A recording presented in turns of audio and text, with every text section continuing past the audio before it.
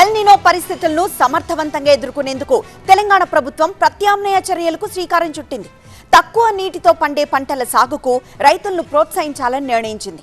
నిపుణుల కమిటీ నివేదిక ఆధారంగా అధికారులకు సీఎం రేవంత్ రెడ్డి కీలక ఆదేశాలు ఇచ్చారు. ఇటీవల ఎల్ నినోపై ప్రభుత్వం నియమించిన నిపుణుల కమిటీ తమ నివేదికను సీఎం రేవంత్ రెడ్డికి అందజేసింది. ప్రభుత్వానికి ఎల్ నినో నిపుణుల కమిటీ పలు కీలక సూచనలు చేసింది. ప్రత్యామ్నాయ పంటలకు కొత్త రుణాలు ఇవ్వాలని తెలిపింది. పశుగ్రాస విత్తనాలు సబ్సిడీపై అందించాలని, సాగునీటి కోసం నిరంతర విద్యుత్ సరఫరాకు సిఫార్సు చేసింది.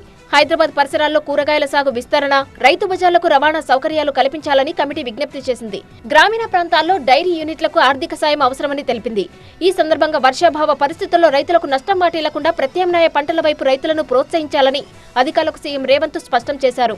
పప్పు ధాన్యాలు, నూనె గింజలు, చిరుధాన్యాలు, కూరగాయలు సాగు చేసేలా చూడాలన్నారు. అయితే ప్రత్యామ్నాయ పంటల విత్తనాలకు 75% సబ్సిడీపై అందించేందుకు ప్రభుత్వం సిద్ధమని సీఎం రేవంత్ తెలిపారు. ఆర్గానిక్ సాగు దిశగా రైతులకు అవగాహన కల్పించాలన్నారు.